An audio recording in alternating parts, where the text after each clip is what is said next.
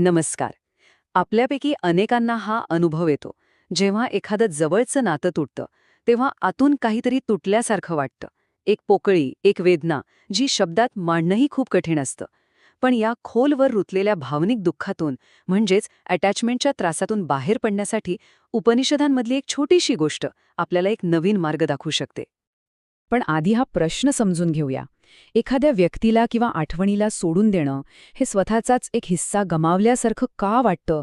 असं का वाटतं की जणू काही आपल्या अस्तित्वाचा एक तुकडाच कोणीतरी कापून नेला आहे आणि ती जागा आता कधीच भरून निघणार नाही? ही भावना इतकी खरी का वाटते? या भावनेच्या मुळाशी जे आहे त्याला म्हणतात मोहाचं दुःख. आणि हा काही साधा मानसिक त्रास नाहीये. हा एक असा अनुभव आहे जो आपल्याला पूर्णपणे थांबवून ठेवतो, अक्षरशः जखडून ठेवतो. हे दुःख नक्की कसं असतं? छातीत एक प्रचंड जडपणा जाणवतो, जणू काही श्वासच कोंडला आहे. ते जुने मेसेजेस, ते फोटोज, जणू काही एखादा पवित्र ग्रंथ असल्यासारखे आपण पुन्हा पुन्हा बघत राहतो, वाचत राहतो. आणि डोक्यात एकच प्रश्न सतत घुमत राहतो. असं का झालं? असं वाटायला लागतं की आपलं सगळं जग त्या एका व्यक्तीभोवती, त्या एका आठवणीभोवती फिरत होतं. आणि आता तेच जग कोसळलंय. यालाच म्हणतात अटॅचमेंट पेन. ही एक अशी अवस्था आहे जिथे आपलं वर्तमान आणि भविष्य दोन्ही भूतकाळात अडकून पडतं. मनात एक पक्का विश्वास बसून जातो की सगळा आनंद, सगळं सुख हे त्याच एका बाहेरील गोष्टीशी जोडलेलं होतं आणि आता ती गोष्ट नाही म्हणजे आयुष्य कायमचे रिकामं झाले. पण जरा विचार करा, यातून बाहेर पडण्याचा मार्ग जर हजारो वर्षांपूर्वीच सांगितला गेला असेल तर? हो, उपनिषदांमध्ये एका कोळ्याची गोष्ट आहे. आणि ही गोष्ट या दुःखाकडे बघण्याचा आपला दृष्टिकोन पूर्णपणे बदलून टाकू शकते. आपल्या प्राचीन ग्रंथांमध्ये निर्मितीची प्रक्रिया म्हणजे काय हे समजवण्यासाठी कोळी आणि त्याच्या जाळ्याचं एक खूप सुंदर उदाहरण दिलं जातं. वरवर पाहिलं तर ही एक साधी तुलना वाटते, पण यात स्वातंत्र्याचं एक खूप मोठं रहस्य दडलेलं आहे. कोळ्याची प्रक्रिया पाहिली ना, तर त्यात एक कमालीचं शहाणपण दिसतं. तो काय करतो? तो स्वतःच्या आतूनच रेशीम काढून एक सुंदर जाळं विणतो. तो त्या जाळ्याचा पुरेपूर आनंद घेतो, त्यावर चालतो, पण त्यात तो कधीच अडकत नाही.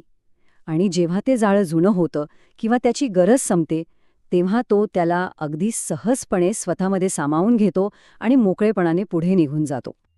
आणि इथेच कोळी आणि माणसामधला मूळ फरक स्पष्ट होतो.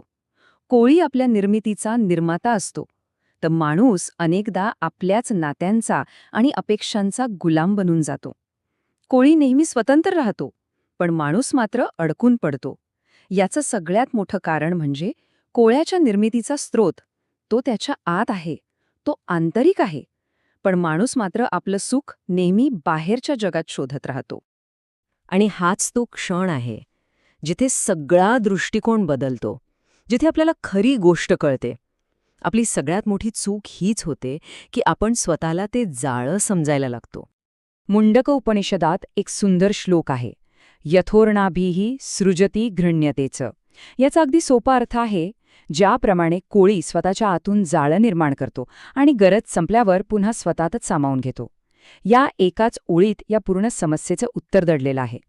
सत्य हे आहे की आपण जाळं नाही, आपण तो कोळी आहोत. आपली नाती, आपलं प्रेम, यश, आठवणी हे सगळं आपण विणलेलं जाळं आहे.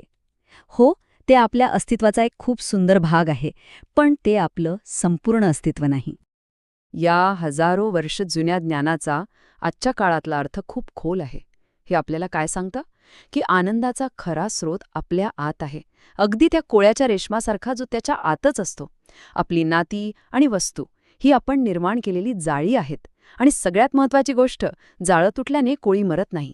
त्याची निर्माण करण्याची क्षमता ती तशीच अबाधित राहते. तो पुन्हा एक नवीन सुंदर जाळं विणू शकतो. तर मग हे ज्ञान प्रत्यक्षात कसं आणायचं? या कोळ्याच्या दृष्टिकोनातून, अटॅचमेंटच्या वेदनेतून बाहेर पडायचं तरी कसं? चला, स्वातंत्र्याच्या मार्गावरची काही खरीखुरी पावलं पाहूया. ह्या मार्गाला आपण सोप्या भाषेत डिटॅचमेंट प्रोटोकॉल असं म्हणू शकतो. भावनिक स्वातंत्र्य पुन्हा मिळवण्यासाठी हा 3 टप्प्यांचा एक सोपा पण प्रचंड प्रभावी मार्ग आहे. तर हे 3 टप्पे कोणते आहेत? पहिला आहे आनंदाचा स्रोत बदला. दुसरा टप्पा आहे व्हिज्युअलायझेशन, म्हणजे का मानसिक प्रतिमेचा सराव करणं. आणि तिसरा मानसिकतेत बदल घडवून आणणं. तर पहिलं पाऊल, स्रोत बदला. म्हणजे काय तर आपल्या आनंदाचा रिमोट कंट्रोल दुसऱ्यांच्या हातात देणं बंद करायचं. आनंद स्वतःच्या कामात, आपल्या छंदांमध्ये, आपल्या स्वतःच्या प्रगतीत शोधायचा. जेव्हा सुख आतून यायला लागतं ना, तेव्हा बाहेरच्या जगातल्या बदलांचा आपल्यावर तितकासा परिणाम होत नाही. आता दुसरं पाऊल, हे एक मानसिक तंत्र आहे. शांतपणे बसायचं आणि अशी कल्पना करायची की आपल्या हृदयापासून काही नाजूक धागे त्या जुन्या आठवणींना जोडलेले आहेत. आता रागाने किंवा द्वेषाने नाही, तर अगदी प्रेमाने आणि कृतज्ञतेने ते धागे कापले जात आहेत अशी कल्पना करा. त्या आठवणींना मनातल्या मनात सांगा, धन्यवाद, तुमचा सहवास खूप मोलाचा होता, पण आता मी पुढे जात आहे. आणि तिसरं आणि सगळ्यात महत्त्वाचं पाऊल ते म्हणजे मानसिकतेतला बदल. हा विश्वास मनात पक्का करायचा की ज्या शक्तीने आणि क्षमतेने एकदा एक सुंदर नातं निर्माण केलं होतं, तीच शक्ती आज पुन्हा एक सुंदर आयुष्य निर्माण करू शकते. निर्मितीची ती क्षमता कधीच संपलेली नाही.